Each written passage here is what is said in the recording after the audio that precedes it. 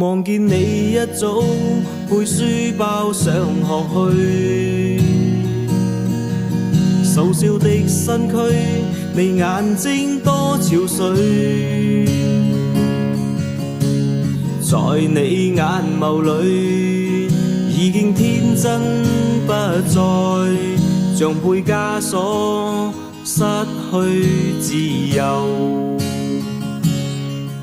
我見到窗邊有蟋蟀跳着叫，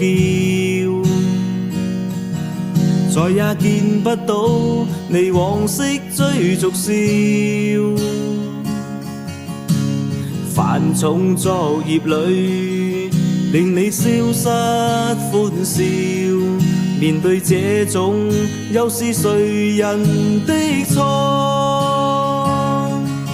人們不應該都對子女賦予後寄望太不該，幼小身軀因太負累，經不起壓力再催。